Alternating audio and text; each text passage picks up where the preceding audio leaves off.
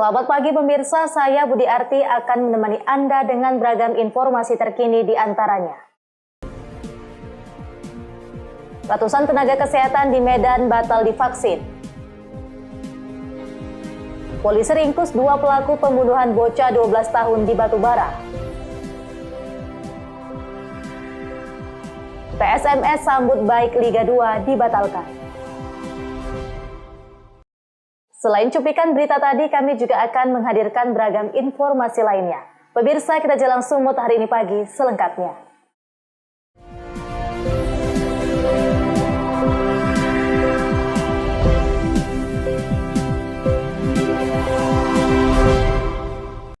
Kita ke informasi pertama, pemirsa. Rendahnya kehadiran peserta vaksinasi dan terjaringnya peserta yang tidak memenuhi persyaratan vaksinasi menjadi penyebab banyaknya tenaga kesehatan tidak divaksin.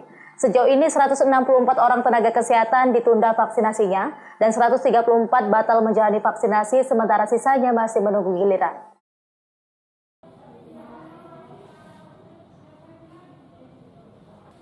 Sebanyak 2.738 dari 20.029 tenaga kesehatan di Kota Medan, Sumatera Utara sudah divaksin. Sejak 5 hari dimulai vaksinasi pada hari Rabu pekan lalu, Puskesmas Padang Bulan di Jalan Jamin Ginting, Medan, Sumatera Utara sudah melayani 11 peserta vaksinasi. 3 orang nakes tidak bisa menjalani vaksinasi. Jumlah itu dinilai kecil dibanding peserta yang terdaftar dalam aplikasi Peduli Lindungi dan kemampuan petugas melayani peserta vaksinasi per hari. Puskesmas Padang Bulan pada Senin siang baru melayani vaksinasi bagi 3 orang tenaga kesehatan, meski Puskesmas mampu melayani 30 peserta vaksinasi setiap harinya. Peserta vaksinasi yang sudah terdaftar lewat aplikasi Peduli Lindungi ada 10 orang pada hari Senin. 2 peserta tidak dapat menjalani vaksinasi karena dinyatakan hamil dan melewati batas usia penerima vaksin. Sebelumnya ada juga peserta vaksinasi yang dinyatakan memiliki komorbid atau penyakit penyerta.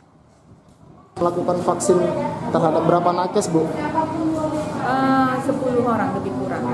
Itu berlangsung dari mulai kapan? Hari Rabu sampai hari ini. Kalau untuk puskesmas kita sendiri mendapatkan jatah berapa, Bu? Berapa banyak? 50. 50 ya? Iya. Nah, ada kendala nggak, Bu, pada saat vaksinasi, Bu? Kendalanya insya Allah nggak ada. Cuman yang dia tidak jadi divaksin itu karena hipertensi, ada yang sakit jantung. Kebetulan ini hamil, jadi tidak jadi vaksinasi. Oh, ada beberapa yang batal ya, Bu? Iya, batal. Kayaknya itu bukan kendala lah ya, batal. Kalau dari hari Rabu itu, Bu, dari yang sudah disuntik, ada efek samping nggak, Bu?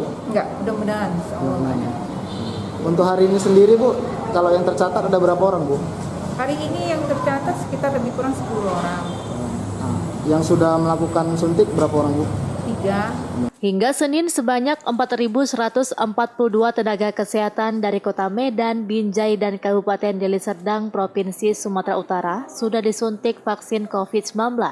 Rencananya total nakes yang akan divaksin sebanyak 5.285 orang. Sebanyak 662 orang nakes di Sumatera Utara ditunda penyuntikan vaksin COVID-19, sedangkan 418 orang lainnya batal divaksin.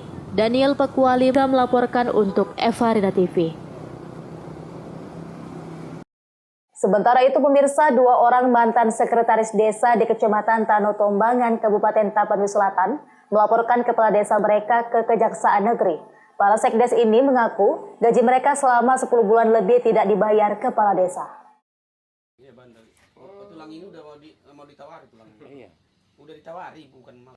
2 orang mantan sekretaris desa di Kecamatan Tano Tombangan, Kabupaten Tapanuli Selatan, masing-masing Roy Zindri Silitonga 49 tahun, mantan sekretaris desa Aik Kahombu, serta Kennedy Pakpahan 46 tahun, mantan sekretaris desa Aik Parupuk, kepada sejumlah awak media mengaku gaji mereka hampir 10 bulan lebih tidak dibayarkan kepala desa. Kennedy Pakpahan mengaku sudah menjabat sebagai sekretaris desa Aik Parupuk sejak bulan November 2019. Namun sejak April 2020 hingga dipecat bulan Desember 2020, gajinya sebagai sekretaris desa tidak dibayar kepala desa Aik Parupuk. Demikian juga dengan Roy Zindri Silitonga 49 tahun mantan sekretaris desa Aik Kahombu. Roy menjabat sebagai sekretaris desa sejak November 2019. Namun sejak bulan Februari 2020 hingga dipecat bulan Desember 2020, gajinya juga tidak dibayar oleh Kepala Desa Aika Hombu. Kedua mantan sekretaris desa ini sudah melakukan koordinasi dengan Camat Tano Tombangan agar menangani persoalan mereka.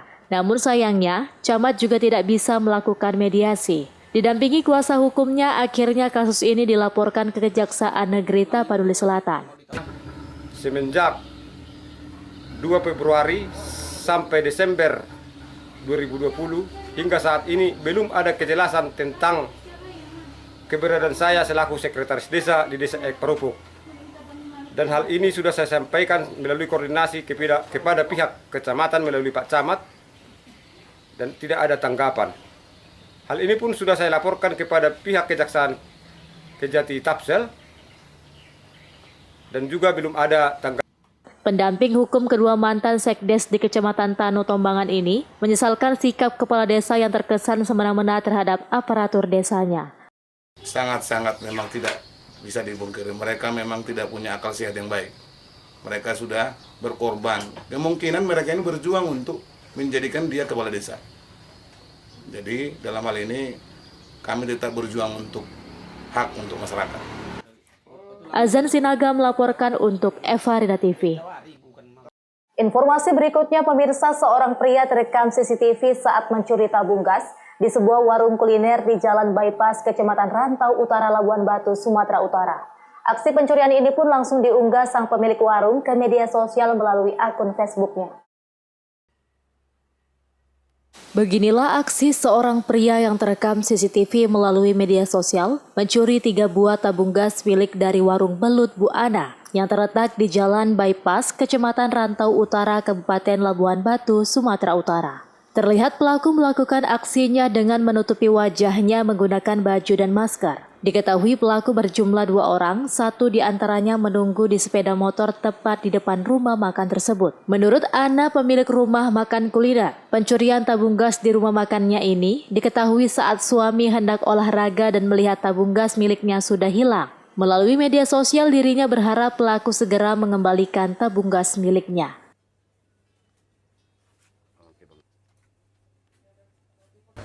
Taunya dari pagi, pas abang mau keluar olahraga jam 5 tadi dilihat udah nggak ada. Main dibuka dari CCTV, memang ada maling ternyata. Kita rekam CCTV lah dia. Terekam CCTV. Dia buka baju, bajunya diikat ke kepala, terus dia pakai masker. Sendirian kelihatan itu. Sendirian masuk, dia berdua, temannya nunggu di depan. Lalu jadi pernah nggak kejadian lagi kak? Maling itu gimana? Sebelumnya pernah ada kejadian? Sebelumnya sih nggak ada, nggak pernah kejadian. Berarti baru sekali ini? Nah, baru ini kejadian. Sempat kami tengok diviralkan di Facebook, kakak ya, iya. kakak sendiri ya. Kakak apa tadi?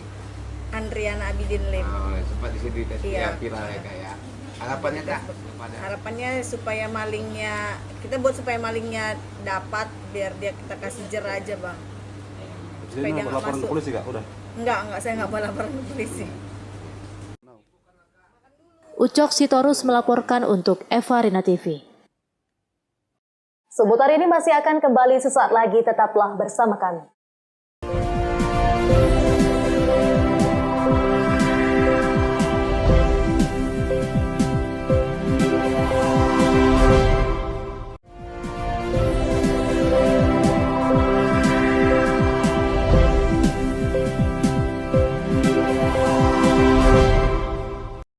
Terima kasih Anda masih bersama kami. Pemirsa, seorang bocah berusia 12 tahun yang tewas gantung diri di Batubara sempat diduga bunuh diri. Namun setelah pemeriksaan polisi, bocah tersebut merupakan korban pembunuhan. Dan kini polisi telah berhasil menangkap 2 orang pelaku pembunuhan bocah malang tersebut.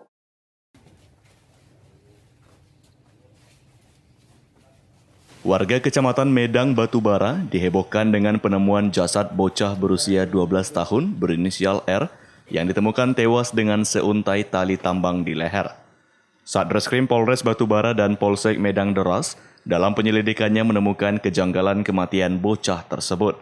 Petugas berhasil mengungkap penyebab kematian dan meringkus 2 orang tersangka, masing-masing berinisial AR 20 tahun dan MHS 21 tahun. warga Pematang Cengkring dan warga Desa Lalang, Kecamatan Medang Deras, Batubara.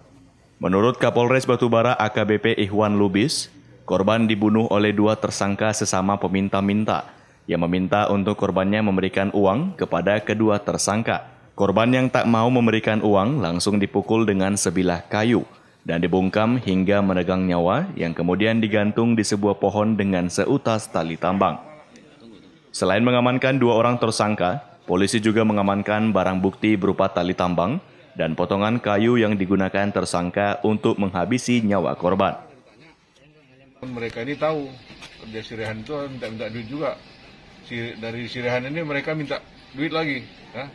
Tersangka yang dua ini, si Akbar dan Muhammad Heru ini. Ya. Karena tidak dikasih uang, sehingga dipukul nih si Rehan. Dipukul, kemudian satu lagi menyekap mulutnya, menyekap mulut, sudah meninggal. Ini korban si Rehan digantung di pohon. Awalnya ini dilaporkan bunuh diri, ya, bunuh diri, dan keluarganya sudah membuat pernyataan tidak bersedia diotopsi.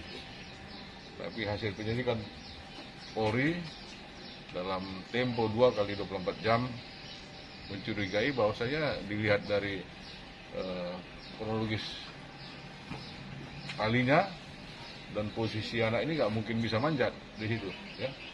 Sehingga dicurigai ini bukan bunuh diri, kemudian diselidiki dan terungkaplah bahwa ini dibunuh dulu, baru digantung si anak. Kedua tersangka kini terancam pasal berlapis tentang Undang-Undang Perlindungan Anak dan tindak pidana pembunuhan dengan ancaman pidana 15 tahun penjara. Taufik melaporkan untuk Evarina TV. Sementara itu, pemirsa, Satuan Reserse Kriminal Polres Serdang Bedagai, Sumatera Utara berhasil meringkus 2 orang bandar judi togel online yang sudah beroperasi selama 5 bulan di wilayah Kecamatan Perbaungan. Dari kedua pelaku, petugas mengamankan barang bukti berupa uang tunai 12 juta rupiah serta 4 unit handphone. Setelah melakukan pengintaian, akhirnya tim Satuan Reserse Kriminal Polres Serdang Bedagai berhasil meringkus 2 orang bandar judi togel online. Pelaku telah melakoni bisnis ilegal tersebut selama 4 bulan. Kedua pelaku yang berhasil diamankan masing-masing berinisial VA alias Apeng 44 tahun, serta DN alias Acai berusia 36 tahun.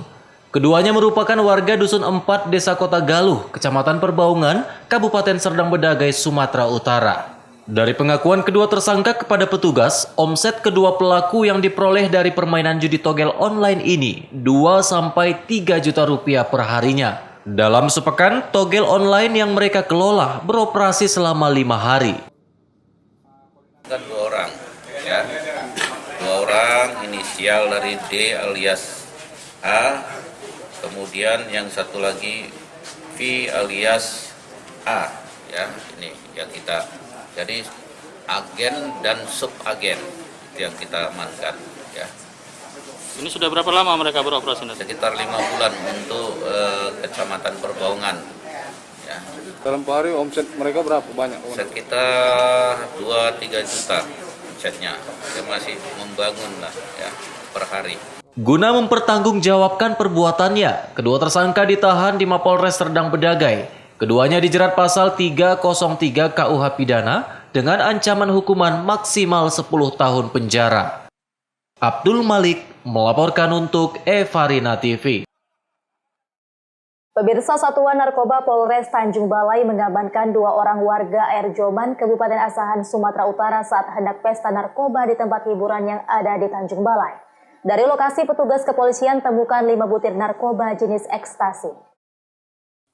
Seorang wanita berinisial IR 32 tahun dan pria berinisial AR 40 tahun, warga Asahan, Sumatera Utara, hanya bisa tertunduk malu setelah diamankan Satuan Narkoba Polres Tanjung Balai saat hendak pesta narkoba di tempat hiburan malam. Kedua pelaku diamankan di Jalan Kilometer 7 Kota Tanjung Balai. Dari tangan tersangka, petugas menemukan barang bukti 5 butir ekstasi. Selanjutnya, kedua pelaku dibawa ke Polres Tanjung Balai untuk dilakukan pemeriksaan lebih lanjut. 1 orang perempuan dari yang bersangkutan ada kita temukan yang diduga pil ekstasi sebanyak 5 butir. Setelah kita lidik lebih lanjut, yang bersangkutan ini menerangkan bahwa barang bukti yang ditemukan tersebut berasal dari salah seorang laki-laki. Wanda Pratama melaporkan untuk Evarina TV. Seputar ini masih akan kembali sesaat lagi, tetaplah bersama kami.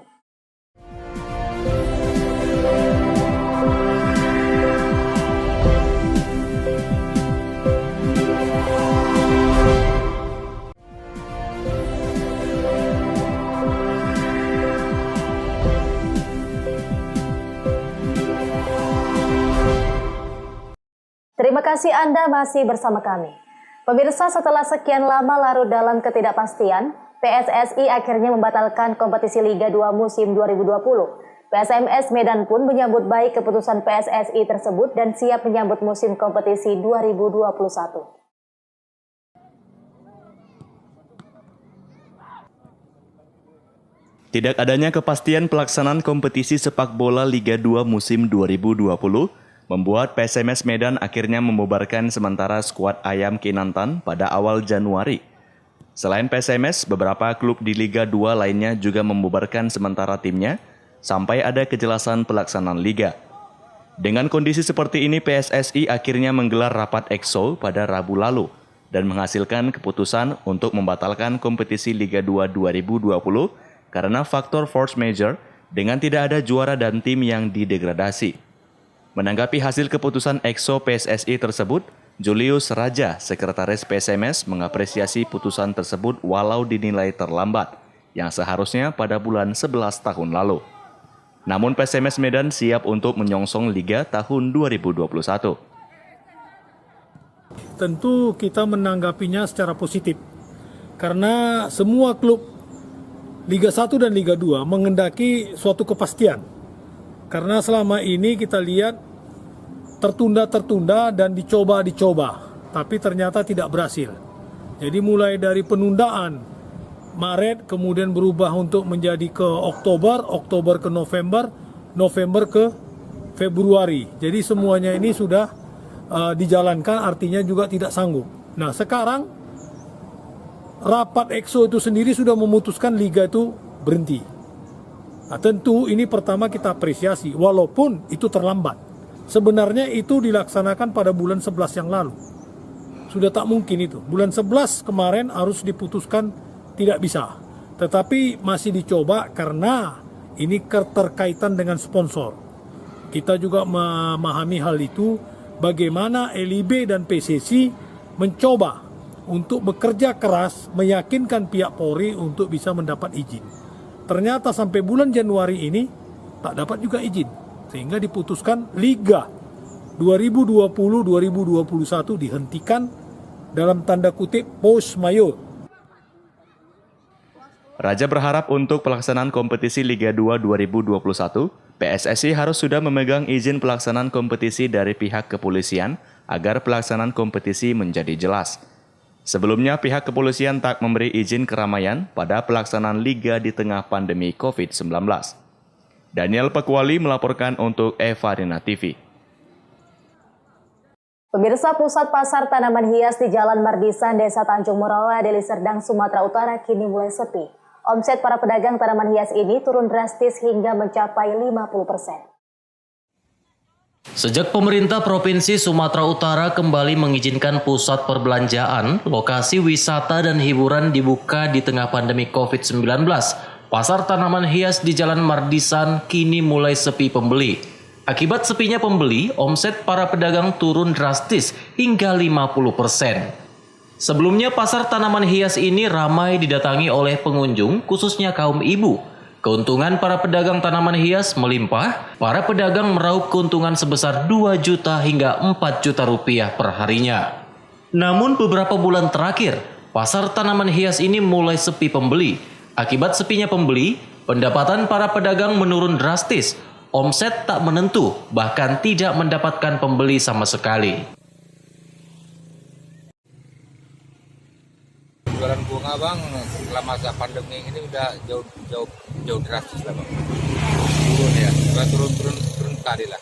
Kapan pas naik-naiknya Bang, minat-minat warga banyak datang itu Bang? Minat warga banyak Bang itu di masa ada PSBB dulu lah kita bilang tuh kan, yang di mana-mana taman rekreasi pun dia tutup, mal-mal pun tutup. Jadi warga itu larinya tumpahnya ke bunga, di situ agak lumayan bunga. Oh, sampai kalau penjualan per hari ya Bang rata-rata 2 juta atau 3 juta lah itu Bang kita bilang. Kalau sekarang Bang? Kalau sekarang paling banyak pun 1 juta tuh Bang. Itu kotor tuh Bang. Kalau harga sendiri toh, pasaran berapa, dari harga berapa yang paling rendah sampai yang paling tinggi? Paling rendah dari harga 5.000 sampai harga yang punyaku ya, sampai harga 600-an gitulah. Kalau omset sendiri lah satu hari itu toh berapa dapat? Nggak tentulah, kalau omset mau kadang nggak dapat.